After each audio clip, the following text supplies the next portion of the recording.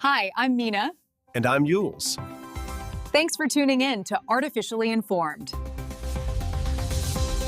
Picture this, you're strapped into this titanium and composite shell, and you're just hurtling through a pitch black vacuum at like 25,000 miles per hour. It's almost impossible to actually visualize. Right. And in exactly a few hours, you are going to slam into this invisible wall of atmospheric gases, and that generates a shock wave of plasma that will heat the heat shield, which is just inches from your back, to roughly 5,000 degrees Fahrenheit. Yeah. Casual Tuesday afternoon. Exactly. And you're doing all of this on live global television. So today is April 10th, 2026, and that is the terrifying, awe-inspiring reality for the crew of the Artemis II spacecraft right now as they prep to splash down in the Pacific Ocean. Which is it's a monumental day for humanity. It really is. Meanwhile, if your morning to-do list, is making you feel a little overwhelmed today, take some comfort in knowing that a crew of tiny nematode worms is currently blasting off in the exact opposite direction, heading up to the International Space Station. So even the worms have a heavier workload than we do today. Pretty much. So humanity is literally suspended between the stars, the deep blue sea, and a bunch of microscopic worms in zero gravity. And that's our mission for this deep dive today, to synthesize this massive stack of global reporting we have from Space.com, The Washington Post, Al Jazeera, TechCrunch, and more. And it paints quite a picture of where our species is at today, right? We are really pushing the absolute extremes of our environment. We are, and we're talking about boundaries today, pushing them in space, breaking them in tech, digging them up from the past, and fighting over them on the global stage. But wait, before we get into Artemis, those worms, are they just like a biological payload, like a science fair project up there? Oh, not at all. So those nematodes aren't just taking a joyride. They're being sent up because their muscle degradation in microgravity actually closely mirrors human aging. Wait, really? A tiny worm's muscle degrades like mine does? Yeah, surprisingly, they share a significant amount of genetic material with us.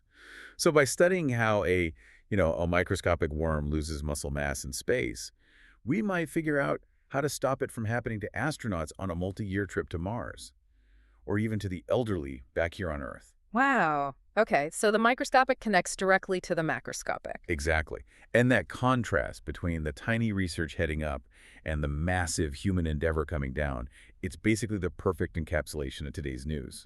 We have to look at this interconnected web to really understand what's happening today. Right. Well, I want to stick with Artemis II for a minute because this is, it's monumentally historic. We are talking about the first crewed deep space mission in over 50 years. Yeah, this isn't just hanging out in low Earth orbit. This was a true lunar flyby. And the images, the reporting from Space.com highlighted this photograph the crew took of the Milky Way's spiral structure on April 7th. It just completely recalibrates your sense of scale. It really does make you feel incredibly small. It does. But I also read they had a movie night before the launch, and they watched Project Hail Mary, which, if you haven't read the book or seen the movie, it's about an astronaut on a desperate suicide mission to save Earth from a literal extinction event. A slightly intense choice for pre-launch entertainment. I agree. Right. Why not a comedy? But anyway, let's talk about the communication aspect of this, because I don't think people realize how hard it is to talk to someone on the dark side of the moon. Oh, it's incredibly complex. Yeah, the reporting mentions the Deep Space Network, or the DSN, acquiring the EM2 radio signals. How does that actually work mechanically? Because the Earth is spinning, so they're constantly losing line of sight. Right. So it requires this massive feat of planetary coordination. The DSN is actually a collection of 3 primary antenna complexes. Okay, where are they? So one is in Madrid, Spain. Another is in Goldstone, California, over in the U.S. And the third is in Canberra, Australia. So they're just spread out all over the globe. Exactly. They're spaced roughly 120 degrees apart in longitude. Yeah. So as the Earth rotates and the spacecraft sets below the horizon in Spain, it's simultaneously rising over the horizon in California. You got it. It's a seamless global relay race. And these aren't just, your standard radio towers. We are talking about parabolic dish antennas that are up to 70 meters across. Wow. Yeah, and they have to capture radio signals that have traveled hundreds of thousands of miles, degrading the entire way. By the time that signal hits the dish in Canberra, it's just incredibly faint. Like a whisper. Barely even a whisper. The receivers actually have to be cryogenically cooled to near absolute zero. Oh, wait, why? just to reduce the thermal noise of the equipment itself. So the heat of the machine doesn't drown out the signal coming from Artemis II. That is wild. They have to freeze the listening device just so it can hear the signal? But okay, here's the part that terrifies me about today's splashdown. NASA is tracking a helium leak on the Orion spacecraft. Yeah, that's been making headlines. Right, and this is happening at the exact same time they're doing this highly critical heat shield test upon reentry. So, I mean, should we be worried? A helium leak sounds like something straight out of a disaster movie. It definitely sounds alarming, but we have to understand what the helium is actually doing. Okay, what is it doing? In these propulsion systems, helium is an inert gas used to pressurize the propellant tanks. It basically pushes the fuel into the thrusters. Okay, so it's not the fuel itself. No, not at all. But it is notorious for leaking because helium atoms are incredibly small. They can slip through microscopic imperfections in seals and valves that would easily hold heavier molecules. Gotcha. So it's annoying, but not deadly. Exactly. NASA has confirmed it's not an immediate threat to the crew's safety for re-entry. It's just part of the iterative learning process of space travel. Okay, but what about the re-entry itself? Hitting the atmosphere at that speed, generating 5,000 degrees of heat. That is the real test. Right, because if they come in too steep, they burn up. But if they come in too shallow, do they just, bounce back out into space, like skipping a rock on a pond? That is essentially the exact physics of it, except the pond is the Earth's atmosphere, and the rock weighs thousands of pounds. Oh. It's what we call a skip re-entry. The capsule dips into the upper atmosphere to bleed off a massive amount of speed using aerodynamic drag. Then it literally lifts back out briefly, cooling down slightly, before making the final plunge. So it's intentional. Very intentional. It reduces the maximum gravitational forces the astronauts experience, and it helps dissipate the heat more evenly across the ablative heat shield. Ablative meaning it's designed to slowly burn away. Yes. The material vaporizes, and as it turns into gas, it carries the extreme heat away from the spacecraft. This splashdown today is the ultimate test of that shield under actual lunar return velocities. So it's this incredible engineering marvel. We have all the data, the live feeds, the DSN tracking, and yet France 24 is reporting a massive surge in green screen conspiracy theories online today. Yeah, that's the bizarre counter-narrative happening right now. People are vehemently claiming the entire Artemis II mission is faked. We have people looking up at the sky, refusing to believe what is demonstrably happening. Why is this happening now when we have more proof than ever before? Well, I think we are seeing the psychological blowback of the artificial intelligence era. What do you mean? You have an audience that is constantly exposed to incredibly sophisticated digital manipulation. Yeah. Deepfakes, AI-generated video, photorealistic renders, all of it. Oh, right, because everything looks real now. Exactly. So when spaceflight footage looks flawless and stabilized and in high definition, the modern brain, which has been conditioned to distrust perfect digital imagery, automatically categorizes it as computer-generated. That makes so much sense. Because back in 1969, the Apollo 11 footage was grainy and terrible, which actually made it feel authentic. But now, Artemis looks like a blockbuster movie, so people just assume it was shot on a soundstage. Precisely. And this skepticism is weaponized by social media algorithms that prioritize engagement. Because outrage gets clicks. Always. Contrarianism generates far more clicks than quiet acceptance of a scientific achievement. Well, speaking of clicks, that brings us to an incredibly jarring statement from Brett Taylor, the co-founder of the tech company Sierra. TechCrunch recently covered his speech where he declared, quote, "The era of clicking buttons is over." Which is a bold claim. It sounds insane to me because I probably clicked 400 buttons just getting this microphone to work today. What does he actually mean by that? He's talking about a fundamental paradigm shift in human-computer interaction. For the last 40 years, our relationship with computers has been highly manual. Right, with graphical user interfaces. Exactly. You open a folder, you click a specific icon, you navigate a drop-down menu, you type a command. It requires the human to translate their goal into the specific mechanical language of the software. So it's kind of like driving a manual transmission car. I have to know to push the clutch, shift the gear, let the clutch out. I have to manage the machine's internal state to get where I want to go. That's a perfect analogy. What Taylor is arguing is that we are moving toward intent interfaces powered by artificial intelligence agents. Okay, so what does that look like?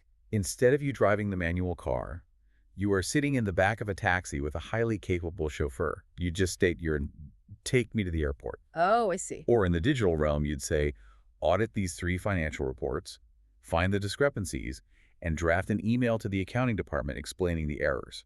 The AI agent autonomously navigates the APIs, interacts with the software, retrieves the data, and executes the whole multi-step workflow. I am terrified of letting an AI draft an email to my accountant. What if it hallucinates and tells them I bought a yacht? And that is the exact friction point we are hitting right now. It's why the regulatory bodies are panicking. Yeah, I saw The Guardian reported today that U.S. regulatory officials have summoned major bank executives. They want to discuss the severe cyber risks associated with Anthropic's newest AI model. Right, because if you give an AI agent autonomous control over financial software, if it can execute trades or move money without human clicks, you create an entirely new vector for catastrophic errors or cyber attacks. Right, if someone hacks the chauffeur, they can drive the car off a cliff. And it isn't just the software risk either, it is the physical infrastructure. The physical limits are becoming a huge bottleneck. Yeah, the BBC is reporting that OpenAI is suddenly pausing a massive data center deal over in the UK. And the reasons given are exorbitant energy costs and strict regulations. Why does an AI brain need so much physical power? I think people imagine the cloud as this weightless, invisible thing. Yeah, the cloud is just a massive, incredibly loud warehouse full of computers. And large language models are exponentially more power-hungry than traditional computing. How much more are we talking? Well, when you ask a normal search engine a question, it's basically just retrieving an index file. Yeah. But when you ask an AI model to generate a response, it is performing billions of matrix multiplications across thousands of graphics processing units, GPUs, simultaneously. And every single calculation generates heat. A microscopic amount of heat, yes. But multiply that by trillions, and the thermal output is staggering. So they aren't just paying for electricity to run the chips. They are paying massive amounts of electricity to cool the chips down so they don't literally melt. Yes. They require industrial liquid cooling systems. We are reaching the physical limitations of regional power grids. You cannot simply drop an AI data center into a city without fundamentally altering the local energy consumption. Which means if we want this digital future, we desperately need a cleaner, massive supply of power. And that leads to a discovery that feels like absolute science fiction, but it's happening right now in Scotland. The bread to hydrogen story. Yes. Popular Mechanics reported that scientists at the University of Edinburgh are using Escherichia coli bacteria to convert sugars from waste bread into hydrogen fuel. It is a remarkable piece of biotechnology. But hydrogen is, it's often touted as the fuel of the future, right? Yeah. For heavy industry, shipping, manufacturing, things like pharmaceuticals and plastics. Exactly. But right now, the primary way we get hydrogen is a process called steam methane reforming. Which involves fossil fuels, right? Yes. It strips hydrogen out of natural gas, but it releases a massive amount of carbon dioxide in the process. So we're making a clean fuel using dirty methods. Right. So what did the Edinburgh researchers do? They utilize biological fermentation. They're taking discarded stale bread, which is abundant because we waste roughly a third of all food produced globally. That is a staggering statistic on its own. It is. So they take that bread and feed it to genetically modified E. coli in an anaerobic or oxygen-free environment. Wait, how does the bacteria eating a hot dog bun turn into explosive rocket fuel? What is the actual mechanism there? When the bacteria break down the complex carbohydrates in the bread without oxygen, their metabolism produces excess electrons. Okay. And to keep their internal chemistry balanced, they use specific enzymes called hydrogenase. Hydrogenases, got it. These enzymes act like microscopic release valves. They take those excess electrons, combine them with protons in the surrounding fluid, and vent it out as hydrogen gas, H2. That is brilliant, and it solves a massive garbage problem at the exact same time. The dual-action environmental benefit is huge. Yeah, because if that bread just sits in a landfill, it decomposes and releases methane. And methane is a greenhouse gas much worse than CO2 in the short term. So this process isn't just carbon neutral, it's actively preventing methane emissions. It's taking our discarded trash and turning it into our future energy. Repurposing the discarded is a phenomenal concept and actually happens to be the defining trait of archaeology, which is heavily featured in today's reporting. Oh, the archaeological stories today are fantastic. We are uncovering incredible things that past civilizations just threw away or forgot. Let's start in the UK. The Farley Moor discovery. Yes. A student named George Bird was walking in Farley Moor, Derbyshire, and he noticed a single, solitary standing rock. For centuries, people just assumed it was a random boulder. But he suspected otherwise. He did, and using modern technology, he ended up uncovering a complete 3,700-year-old Bronze Age stone circle. But how do you find an entire stone circle that is buried? Do you just start digging randomly based on a hunch? No, modern archaeology relies heavily on remote sensing before a single shovel ever hits the dirt. Like what? They likely use techniques like LiDAR light detection and ranging. That uses lasers from a drone to map subtle topographical anomalies on the ground. So they map it from the sky first. Exactly. Or they use ground-penetrating radar, which shoots electromagnetic pulses into the earth and measures the reflection. A solitary stone might look random to the naked eye, but radar can reveal the compacted earth and buried foundation trenches of an entire ceremonial complex stretching out around it in a perfect geometric pattern. So the tech allows us to see the ghost of the structure. Speaking of ghosts and mysteries, there was another find in Lincolnshire, UK. The quadring ring. Yes, a metal detectorist found this medieval metal ring with 16 runic symbols carved into it. And the reporting says that top experts in runology are completely baffled by what it says. Now, my immediate thought is it a curse? Is it magic? Why can't we just translate 16 letters? We have supercomputers. Well, it is unlikely to be a curse, though magic was certainly a part of medieval belief systems. Okay, so why is it so hard to read? The challenge with runology is that runes are not a simple one-to-one alphabet replacement, like a secret decoder ring. Oh, they aren't. No, runes are deeply contextual. The same symbol might represent a phonetic sound or a specific concept like wealth and protection, or it might be entirely decorative depending on the region, the century, and the socio-political context of the person who carved it. So without knowing exactly who made it and why, it's basically just a string of random symbols. Yes, it's a tiny piece of metal, but it holds a cultural consciousness that has been entirely severed from the modern world. Which brings me to my absolute favorite piece of archaeology today. And this one is in the United States, out in the desert of Alamogordo, New Mexico. The Atari legend. Yes. For decades, there was this incredible urban legend in the tech community. Back in 1982, the video game company Atari rushed out a game based on the movie E.T. the Extraterrestrial. It was famously terrible. Oh, it was so bad. And it sold so poorly that it contributed to a massive crash in the entire video game industry. So the legend was that Atari was so ashamed, they secretly drove semi-trucks full of unsold game cartridges out into the desert and buried them in concrete. And for years, people thought it was just a myth, an exaggerated story about corporate hubris. But they excavated the site, and it is true. They found the cartridges. Hundreds of thousands of copies of this terrible game mixed in with old joysticks and Atari consoles. It's just a fantastic story. It is so human. It's like burying a bad test grade in the backyard so your parents don't see it. Except it's a multi-million-dollar corporation burying its worst mistake, only for archaeologists to dig it up 40 years later and put it in a museum. It is deeply amusing, but from an anthropological perspective, it is fascinating. How so? Well, the physics of garbage decomposition dictate that plastics from the 1980s will far outlast the organic materials of our era.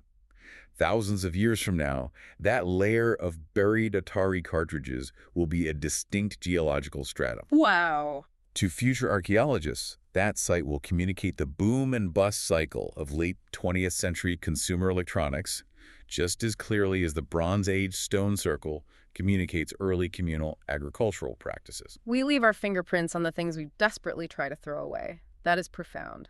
And speaking of exploring hidden worlds, I want to take us from the desert sands to the absolute bottom of the ocean. A completely different kind of frontier. Popular Mechanics has a report on oceanographers exploring the Pacific Ocean who stumbled upon a massive, previously unmapped underwater mountain. They have named it Mount Olympus. And it is teeming with life. Bizarre life. Specifically something researchers call a flying spaghetti monster. Yes, the Bathyphysis siphonophores. I am sorry, but flying spaghetti monster is the scientifically superior name. It is definitely more descriptive. It looks exactly like it sounds. A floating, gelatinous blob with dozens of long, stringy, pasta-like tentacles drifting in the pitch-black water. But why do we find so much life congregated around this one random mountain in the middle of the deep sea? Isn't the bottom of the ocean mostly a barren desert? The abyssal plain, the flat bottom of the ocean, is generally very nutrient poor. But seamounts, these underwater mountains, they disrupt the deep ocean currents. Okay. When a deep, cold, nutrient-rich current slams into the steep physical barrier of Mount Olympus, the water is forced upward, in a process called upwelling. So it literally pushes the food up to the surface. Exactly. The upwelling brings essential nutrients to shallower depths where there is a bit of light, and that triggers massive phytoplankton blooms. And then the food chain takes over. Right. That feeds the zooplankton, which feeds the fish, which feeds everything else, including the siphonophores. And a siphonophore isn't actually a single animal, right? It's like a colony. That's right. They are colonial organisms composed of many specialized individuals called zooids. They are genetically identical but function together as a single entity. So they divide up the work. Yes, some zooids handle digestion, some handle reproduction, and some handle propulsion. They are a total marvel of biological collaboration, existing in an environment that has been totally isolated from the surface world for millennia. But the surface world is encroaching on them rapidly. And that fragility brings us to a really devastating reality. While we are finding these weird pasta creatures in the deep ocean, the melting ice above it is causing a tragedy. There's a very stark contrast. The Guardian and the Washington Post are reporting that the International Union for Conservation of Nature, the IUCN, has officially declared emperor penguins and Antarctic fur seals as endangered. It is a stark warning. The primary driver of this endangerment status is the rapid warming of the Antarctic region, leading to early catastrophic sea ice loss. The reporting details the mass drowning of emperor penguin chicks. Can you explain why the ice melting a few weeks early causes such a massive loss of life? I mean, don't penguins swim? Adult penguins swim beautifully, but emperor penguins breed on the fast ice. That's the sea ice that is physically attached to the land. Okay. They lay their eggs and raise their chicks there during the harshest winter months. Now, the chicks are born with down feathers, which are incredibly warm. But not waterproof, right? Exactly. They are absolutely useless in the water. Oh, no. They need that stable ice platform for several months while they fledge and develop their waterproof adult plumage. But because the ocean is warming so rapidly, the sea ice is breaking up and disintegrating beneath their feet before the chicks have grown those waterproof feathers. So the ground literally falls out from under them. Yes. When the ice fragments, the chicks fall into the freezing water. Because their down feathers become instantly waterlogged, they lose their buoyancy and their thermal protection, and they drown or freeze to death by the thousands. That is just, it is an agonizing image. It's heart-wrenching. But I have to ask this, because we hear these climate warnings constantly, and it often feels like we are just numb to it. Compassion fatigue is very real. Yeah. So when a species as iconic, as universally loved as the emperor penguin gets put on the endangered list by the IUCN, does it actually move the needle on international policy? Or is it just a symbolic wake-up call that everyone ignores? It acts as both, honestly. Symbolically, it taps into public empathy in a way that dry data about atmospheric carbon parts per million simply cannot. People care about penguins more than charts. Exactly. But scientifically, the emperor penguin is what ecologists call an indicator species. Like a canary in a coal mine. Precisely. Because they sit near the top of the food web in the Antarctic biome, their population health is deeply reliant on the entire ecosystem beneath them. The krill, the fish, the algae that grows on the underside of the sea ice. So if they fall, everything below them is already in trouble. Right. If the emperor penguin population is collapsing, it indicates that the foundational structure of the entire Antarctic marine ecosystem is disintegrating. It provides undeniable data to policymakers that the biome is failing. But will they do anything about it? Whether that triggers immediate international policy change depends entirely on the political bandwidth and cooperation of global governments. And as we pivot to the geopolitical reporting today, I think it's safe to say that global cooperation is practically non-existent right now. We are looking at a highly fractured, volatile world. The political bandwidth is definitely stretched to the limit. Now, I want to preface this segment for you, our listener. We are synthesizing reporting from highly varied global news outlets, and we are going to look at these conflicts impartially. We're examining both the left-leaning and right-leaning perspectives to understand the underlying mechanics of what is happening. We are not taking sides. And it is essential to look at the structural incentives of these nations. Global challenges like climate change require a unified international front, but the reality on the ground right now is defined by regional conflict, shifting alliances, and intense economic pressure. Let's start with the most urgent crisis, the Middle East. Based on reporting from Al Jazeera, DW, France 24, and the BBC, U.S. President Donald Trump has brokered a 2-week ceasefire with Iran. And this negotiation was heavily mediated with the help of Pakistan. Right. But here is the massive, devastating complication. Israel is claiming that the nation of Lebanon is not included in the parameters of this specific U.S.-Iran agreement. As a result, Israel has unleashed relentless, deadly airstrikes on residential areas in Beirut, Lebanon. This is a textbook tragic example of asymmetric expectations in international diplomacy. What do you mean by asymmetric expectations? I have global powers negotiating a highly technical, compartmentalized agreement. The U.S. and Iran are focusing specifically on their direct hostilities and proxy engagements in certain corridors. But local populations, like the civilians in Beirut, hear the word ceasefire broadcast on the news and naturally expect an immediate cessation of violence across the entire theater of war. And instead, the violence in Beirut escalated dramatically.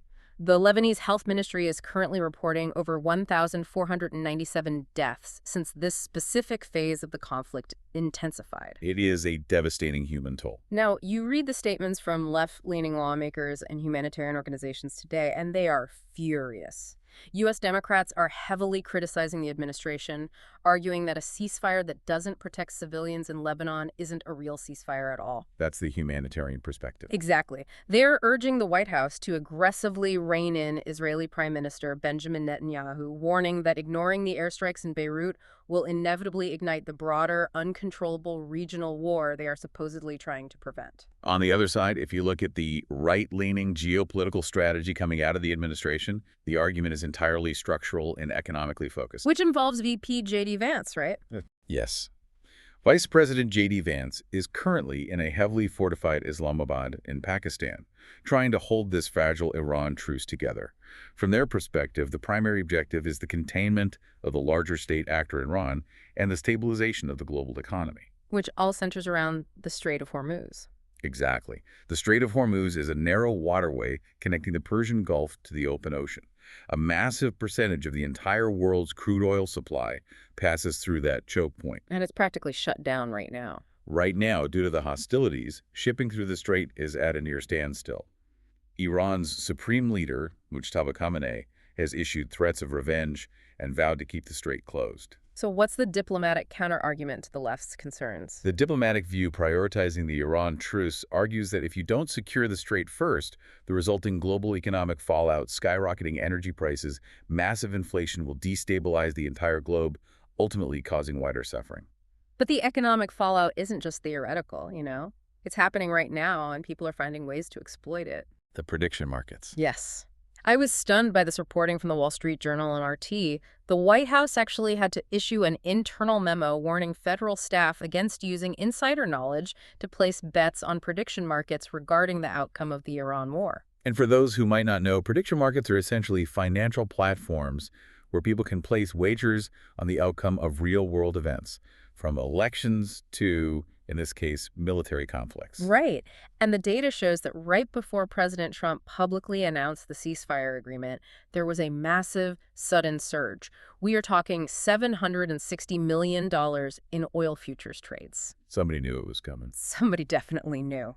Meanwhile, physical energy giants like ExxonMobil and Chevron are reporting billions in potential losses because of the supply chain disruption, with Exxon warning of a $6.5 billion hit. It's a massive shock to the system. It just feels dystopian. We are talking about life and death, buildings collapsing in Beirut, and simultaneously, day traders are sitting at their computers making millions of dollars betting on the timeline of the violence.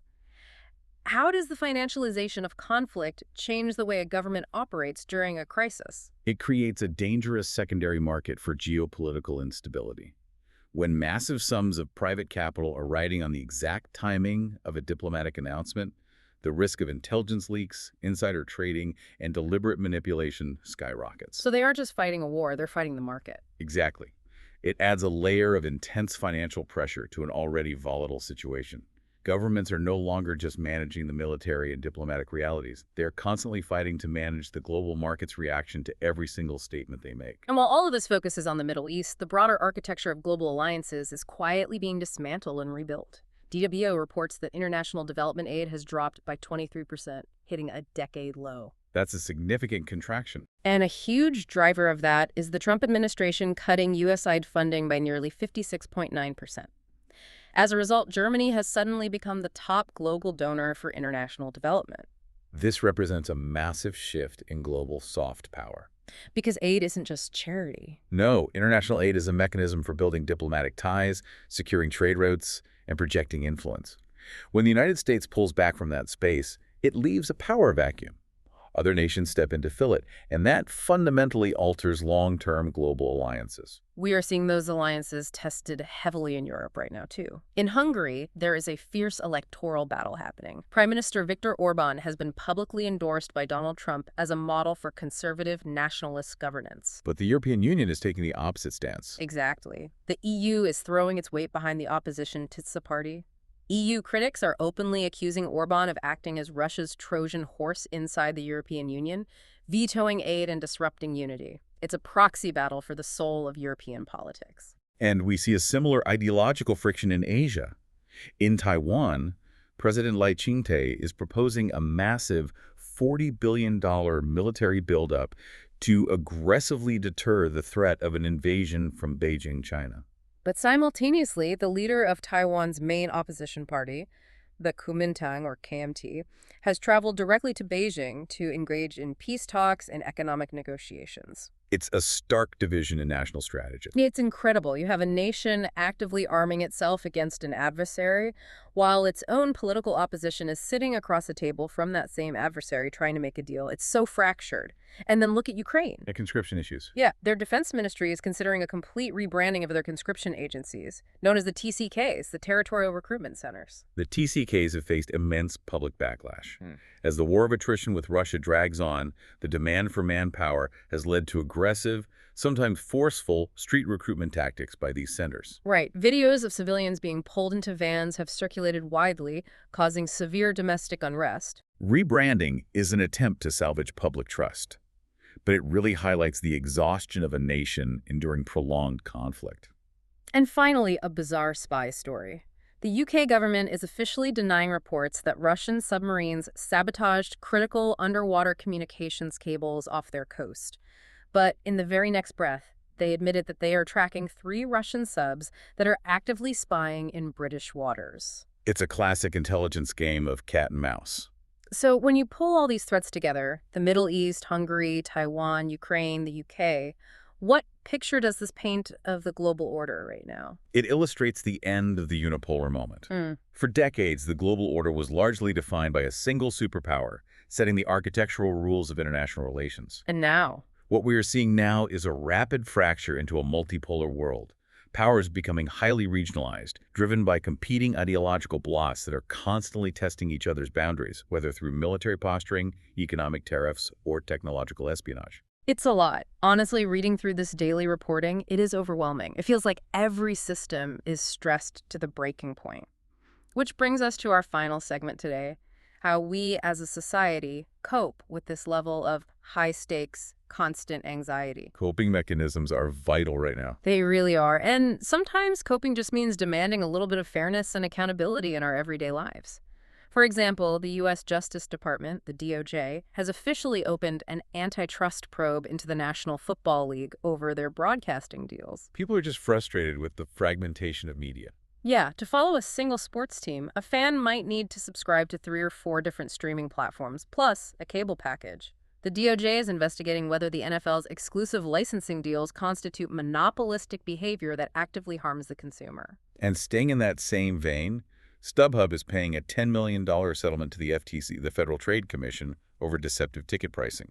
You know the drill. You see a concert ticket for $50, you click through 4 pages, and suddenly, with service fees and convenience fees, it costs $120. It is the concept of junk fees. The FTC action is a push for transparent, all-in pricing from the first click. Whether it is buying a football ticket or navigating the digital economy, consumers are experiencing a profound lack of trust in corporate structures. They just want transparency. And that desire for transparency extends directly to public health. The Washington Post reported a concerning story that the CDC, the Centers for Disease Control and Prevention, has delayed the publication of a crucial, comprehensive report detailing the long-term benefits and data of the COVID-19 vaccine. Which is problematic on multiple levels. Right. And look, regardless of where any individual stands on the political spectrum regarding health mandates, the delay itself is the problem. It sparks massive transparency concerns. It ties directly back to our earlier conversation about the Artemis conspiracy theories. When public institutions obscure data, or even just delay its release without clear communication, it creates an information vacuum. And people hate a vacuum. They do. And in the modern digital age, vacuums are instantly filled with speculation, paranoia, and distrust. Absolute transparency is the only effective antidote to institutional skepticism. But constantly seeking out that information, constantly scrolling through the news feeds looking for the truth, it is literally hurting us. A fascinating new neurological study out today suggests that taking a deliberate social media detox can actually reverse 10 years of cognitive brain damage caused by doom scrolling. Brain damage is a strong colloquial term, but neurologically it makes sense. Doom scrolling, the act of obsessively consuming negative news, keeps the brain's amygdala in a constant, low-grade state of hyperarousal. So you're always in fight or flight mode. Exactly. It triggers a continuous drip of cortisol, the stress hormone. Over years, this chronic stress actively impairs the prefrontal cortex, reducing your cognitive function, your working memory, and your ability to regulate emotions. Wow. But a detox can fix it. Yes.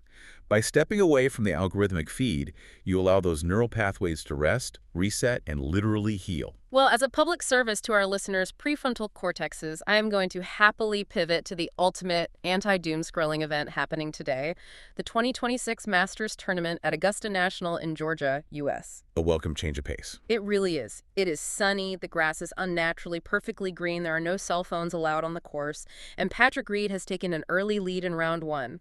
We've even got 60-year-old Jose Maria Olazabal out there impressing the crowds with his short game. It is a beautiful escape, but even at Augusta, the real world creeps in. How so? Well, I was reading in the Washington Post, and they noted that the D.C. area housing market, which impacts a lot of the political and corporate attendees at the Masters, is being absolutely battered right now. It's a combination of the war-driven inflation we talked about earlier, combined with the bizarre, destructive weather phenomenon they are calling snowcrete. Ah, snowcrete. It is a meteorological nightmare for infrastructure. Explain this to me, because it sounds like a bad, winter-themed superhero villain. What is snowcrete? It occurs when you have specific temperature inversion in the atmosphere. You get a heady accumulation of wet snow on the ground. Then a warmer layer of air moves in higher up, turning falling precipitation into rain. Okay, rain on snow. That happens a lot. But the air directly at the surface remains deeply sub-freezing. When that rain hits the heavy snowpack, it supercools and freezes instantly, turning the entire mass into a monolithic, concrete-like block of solid ice. Oh, wow. It crushes roofs, snaps power lines, and it is nearly impossible for snowplows to remove. So it freezes the entire city in place and destroys the housing inventory. You literally cannot escape the news. Global economics and bizarre climate anomalies tie right back to local living, even when you're just trying to watch some golf. But that is precisely why cultural events like the Masters are so psychologically important. Because it's an escape. Because we have a fundamental human need for predictable, bounded traditions. When the Strait of Hormuz is at a standstill, when the Antarctic ice shelves are melting, and when the global alliances that govern the last 50 years are fracturing, people desperately seek out the comfort of boundaries that are clearly defined and strictly enforced. Right. The rules of golf don't change. Exactly. The perfectly manicured fairways and greens of Augusta provide a temporary psychological anchor in a chaotic world. A perfectly manicured line in the grass. I love that. Okay, let's take a breath and recap this massive journey we have been on today. We started with astronauts hurtling back to Earth through plasma and microscopic worms heading up to the space station to help us understand aging. From the macro to the micro. Yeah. We explored how AI agents are becoming our digital chauffeurs and how scientists in Scotland are turning old, stale bread into clean hydrogen fuel. We went from finding spaghetti monsters on deep-sea mountains to the tragedy of the emperor penguins losing their ice. We really spanned the globe today. We did. We navigated incredibly tense, high-wire act of geopolitics in the Middle East and the shifting power dynamics across Europe and Asia. And finally, we looked at how we try to find a little peace of mind by demanding corporate transparency, stepping away from our phones to heal our brains, and watching a little golf. It is an immense amount of information to process. But as we wrap up, I want to leave you with a thought that brings us back to that Atari video game buried out in the New Mexico desert. Oh, right. E.T. the Extraterrestrial. Yes. We just spent this entire time dissecting massive world-changing events, wars, and technological breakthroughs. But remember, back in 1983, The failure of an ET video game felt like the absolute end of the world for the entire tech industry. It was a massive crisis. It was a crisis so profound to them that they literally buried their failure in the desert to hide their shame. Thousands of years from now, when future archaeologists dig up the strata of our current era, when they find the massive rusted server farms that powered our AI data centers, the charred, broken heat shields of our spacecraft, our discarded smartphones, and the remnants of our geopolitical borders. What will they think? What will they think was our greatest triumph? And what will they realize, with the clarity of hindsight, was really just a plastic cartridge buried in the sand? Wow. That is brilliant. Something to really think about the next time you feel the urge to doom scroll through the headlines. Are you looking at a permanent triumph or just another piece of plastic in the sand? Thank you so much for taking this deep dive with us today. It is a profoundly complicated world out there, with the boundaries between the digital, the physical, and the political shifting under our feet every single minute. But honestly, that is what makes it so fascinating to explore. Stay curious, keep asking the big questions, and we will catch you on the next deep dive. Enjoying Artificially Informed. Hit subscribe and share it with a friend. From the left, the right, and straight from the algorithm. Thank you. Welcome to The Debate. You know, when a major tech company decides to migrate its entire database from a centralized legacy server to a decentralized cloud network, the process is rarely smooth. Yeah, it's usually a total nightmare for the first few weeks. Exactly. During that migration, the system crashes, files become entirely inaccessible, the company bleeds revenue, and to the employees on the ground, it feels like the company is fundamentally failing. Right. It feels like the sky is falling. But to the IT architect, that terrifying downtime is actually the required friction. It's the painful but necessary cost to ensure the system never relies on a single point of failure ever again. Well, sure, but there is a massive difference between a planned, controlled server migration and, someone walking into the server room with a sledgehammer and smashing the hard drives while everyone is still logged in. Fair point. And honestly, that fundamental disagreement is exactly what we were exploring today. We are looking at the geopolitical architecture of our planet. Right.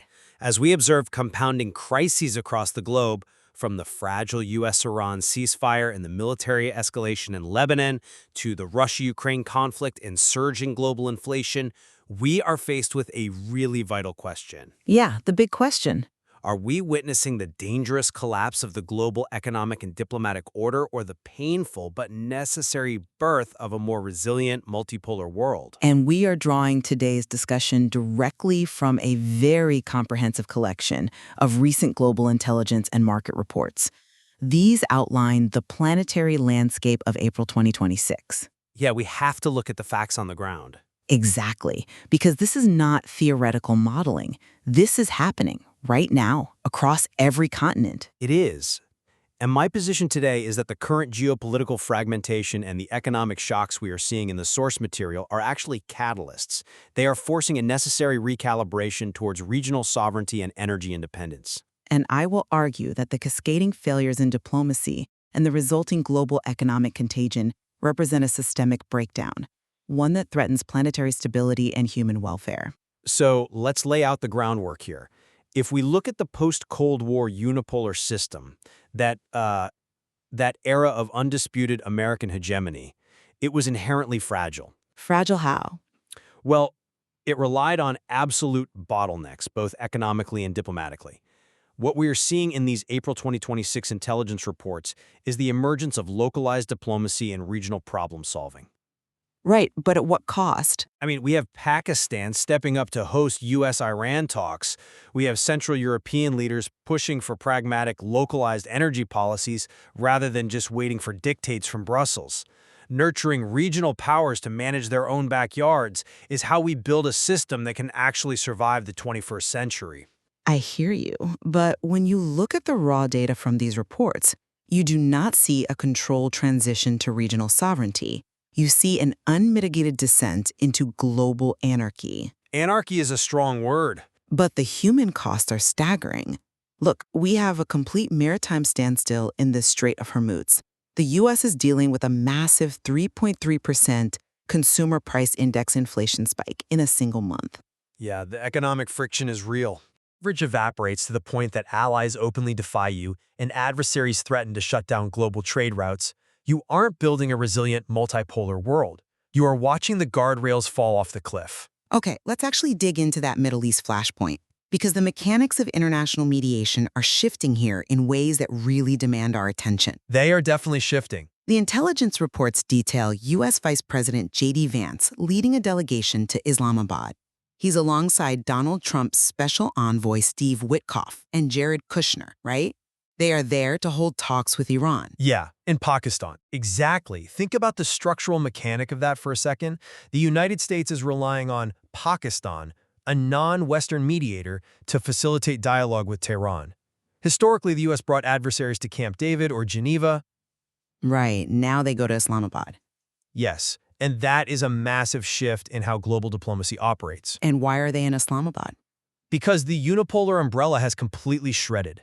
And what is Tehran doing in response to this delegation? They're negotiating. Parliament Speaker Galibafov is demanding a Lebanon ceasefire and the absolute release of blocked financial assets before negotiations even begin.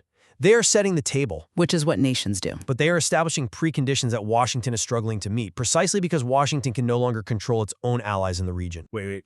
I think you're looking at Iran's demands purely as obstructionism, but isn't that just rational statecraft? Rational? Yes. But utilizing Pakistan as a back channel, Iran removes the threat of Western financial sanctions from the physical negotiating table. Pakistan doesn't control SWIFT, the global financial messaging system. Right, they don't. Which means the U.S. loses its primary economic weapon in the room. That is the mechanic of multipolarity in action. The West no longer dictates the venue, the currency, or the terms unilaterally. I just don't buy that this is a rational consensus. A consensus implies agreement. What we have is explosive instability exacerbated by extreme, erratic rhetoric. Rhetoric is just rhetoric, though. Is it? You mentioned the U.S. trying to mediate through Pakistan. But at the exact same time, you have Donald Trump publicly issuing threats to destroy a whole civilization regarding Iran. Well, that's certainly an escalation in tone. It's so profoundly destabilizing that it prompted serious discussions in the U.S. about invoking the 25th Amendment to remove the president from power. Now, the reports note those calls were deemed useless due to intense political polarization. Yeah, domestic politics play a big role there. But think about the rest of the planet. The fact that the supposedly stable hegemon is having public internal debates about the mental fitness of its leader during a nuclear standoff, that doesn't signal a transition. That signals a profound crisis of global leadership. Let me pause you there because honestly, doesn't that actually prove my point? How? Well, if the unipolar leader, the U.S., is demonstrating deep domestic political fractures and erratic foreign policy, then a multipolar system isn't just an academic theory, it's a survival necessity. Think of it like a geopolitical tectonic shift, okay? Earthquakes are terrifying and they are incredibly destructive, yes, but they are the absolutely necessary mechanism that creates new, stable landmasses over time. The system is naturally decentralizing to correct for the instability of that unipolar core. Okay, but it is not a correction if the decentralized system is defined by extreme violence and non-compliance. Violence has always been part of international relations. But look at the mechanics of the ceasefire you just referenced. The U.S. and Iran managed to reach a fragile 2-week ceasefire. What immediately happens? Israel pushes back. Deadly airstrikes on residential areas in Beirut. That is definitely a tragic complication. Furthermore, the IDF themselves are reporting to the Knesset that the new Iranian regime, following the elimination of Ayatollah Ali Khamenei, is actually more extreme and harder to predict than the last. How is this a new, stable architecture? It takes time to find balance. But the U.S. cannot align its closest regional ally, Israel, and cannot predict the actions of its primary adversary, Iran. The leverage is completely gone. I hear what you're saying, but that assumes the old system actually worked. The old unipolar system just suppressed these deeply rooted regional animosities under an artificial American military umbrella. It kept global trade functioning, at least. Sure, but now that umbrella is folding. Israel is asserting its own national security imperatives regarding Hezbollah and Lebanon, independently of Washington. Iran is asserting its strategic depth. It forces regional actors to deal directly with the consequences of their actions. But the consequences of their actions don't just stay in the Middle East. This is where we have to look at the planetary contagion. You mean the economic side? Exactly. The blockade in the Strait of Hormuz, driven directly by this diplomatic breakdown, has brought global maritime traffic to a standstill. The failure to secure that single waterway is the exact mechanism choking the global economy right now. Which is a vulnerability the market is already trying to price in and correct for. Trying, yes, but look at the actual collateral damage. ExxonMobil is warning of $6.5 billion in losses. Chevron is reporting significant production drops because of direct attacks on their facilities in Qatar and the UAE. The corporate impact is massive, yeah. And if the largest energy giants on the planet are bleeding billions, what do you think the downstream effect is on the working class? In the U.S., consumer prices surged 3.3% in March alone. That is a devastating inflation spike at the cash register.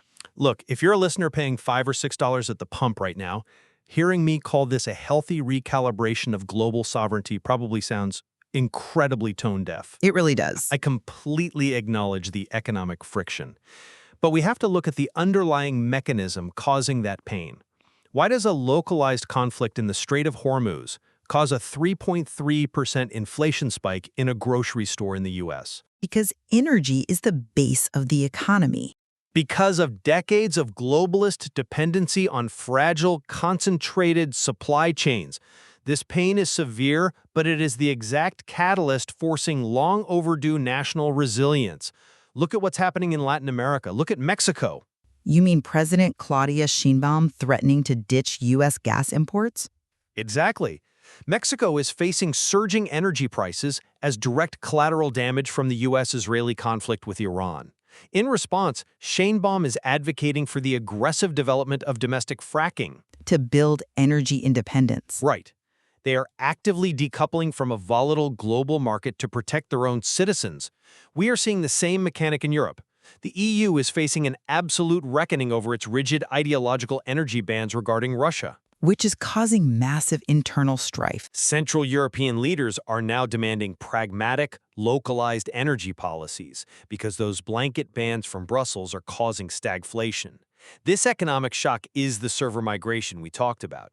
It is forcing nations to build resilient, self-sufficient systems. Okay, that sounds incredibly clean in a geopolitical white paper. But calling this a transition is intellectual hubris. It's like performing open-heart surgery on the global economy without administering any anesthesia. Wow. Okay, that's a vivid image. It's true.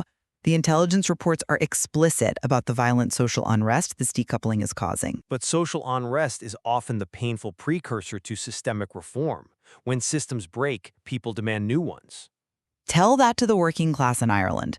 The Irish government literally had to deploy the National Army to clear blockades set up by farmers and truck drivers. Yeah, at the oil refineries. Because taxes make up 60% of fuel costs there.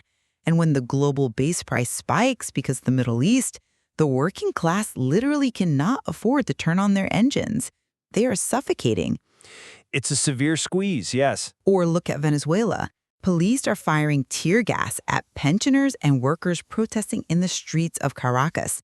They are begging for higher pay just to survive rampant, unchecked inflation. To a trucker in Ireland or a pensioner in Venezuela, multipolarity means nothing.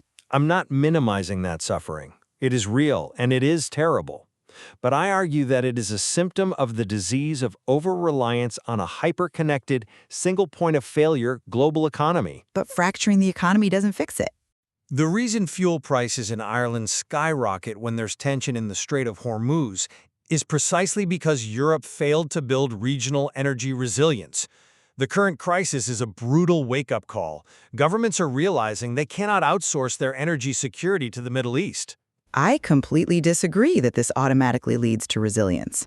When the global economic system fractures, it doesn't default to clean, independent nation-states providing for their citizens. It defaults to opportunism, resource hoarding, and conflict. Well, let's talk about the restructuring of global alliances then. Let's. Because as the U.S. pulls back its influence, the ripples of fragmentation are creating incredibly dangerous power vacuums all over the globe. You're referring to the drop in international aid. The reports show U.S. international development aid has been slashed by a massive 56.9%. Right. And the OECD described that sudden decline as an enormous shock to the system. It has definitely changed the landscape, leaving Germany as the top global donor. Exactly. Nature abhors a vacuum. When you pull that kind of stabilization funding out of the developing world overnight, you aren't creating sovereignty, you are creating desperation.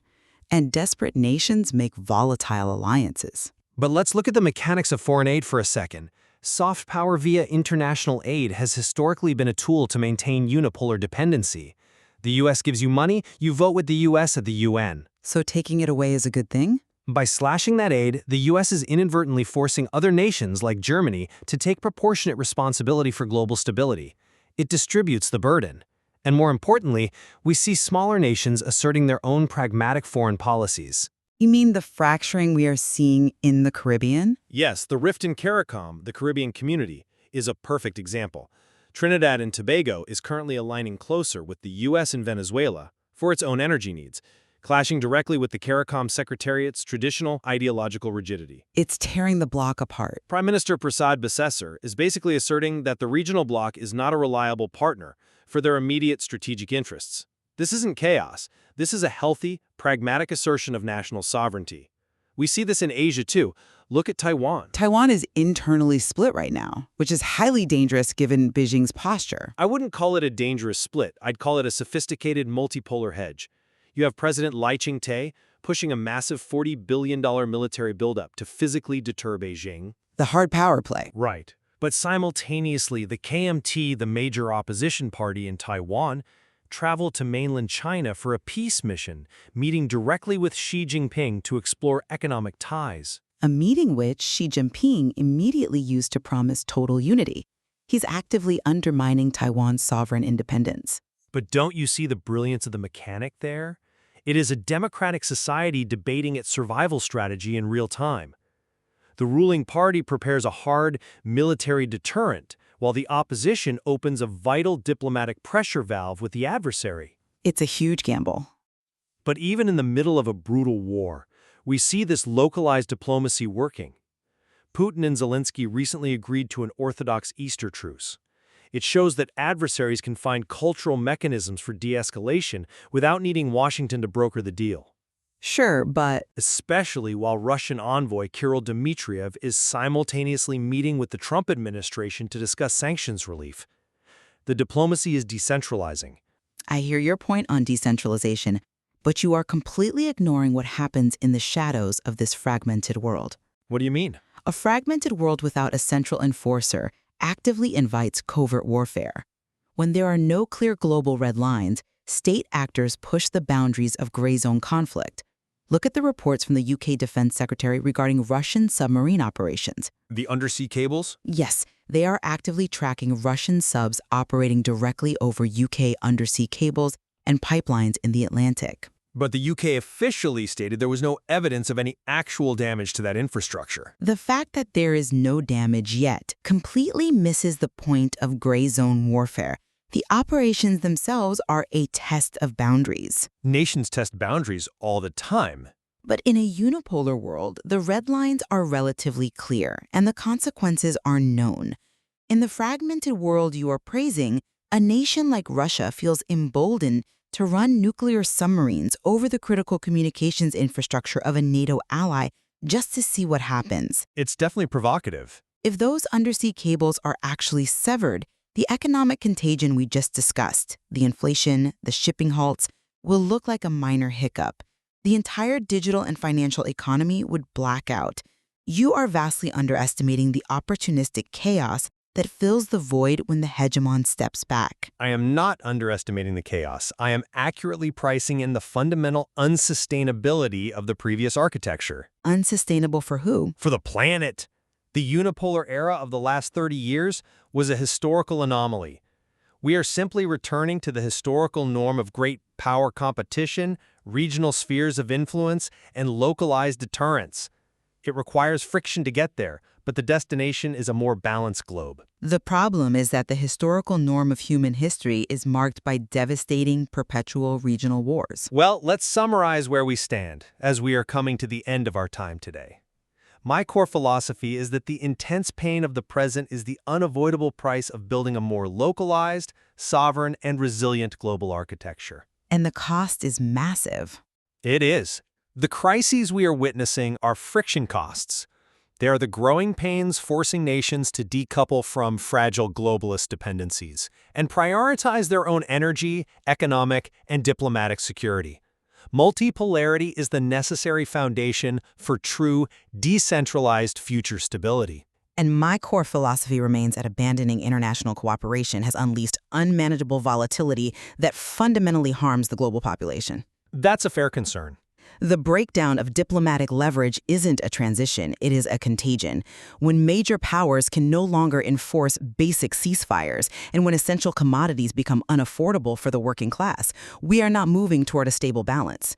We are descending into a fragmented world where the most vulnerable pay the heaviest price.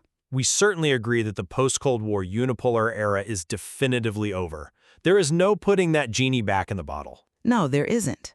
And we absolutely agree that the planetary economic impact of this transition, this server migration, if you will, is severe, deeply painful, and far-reaching. Yes, we agree on the reality of the ground conditions. Our deep disagreement remains on the destination at the end of this chaos. You see a stable, resilient, multipolar balance emerging from the rubble of the old system. I do. But I look at the same intelligence reports, and I see only the rubble. And that brings us back to where we started. When you look at a massive, complex system undergoing terrifying stress, it requires a deep understanding of the underlying mechanics. You have to know if it is successfully adapting or if it is catastrophically failing. It's not easy to parse in real time. It really isn't. It requires immense intellectual charity to look at these compounding global crises, to look beneath the daily terrifying headlines and analyze the deeper systemic currents and the source material. Absolutely. There is certainly much more to explore in these April 2026 intelligence reports than we could ever cover today. The ultimate truth of our global trajectory is still being written by the people enduring it across the planet. Very well said. Thank you for joining us on The Debate. We leave the final judgment, as always, to you, the listener, to weigh the evidence and form your own conclusion. That's it for today's Artificially Informed. Nope. Thanks for spending your time with us. Yeah. Stay sharp, stay curious. See you next time.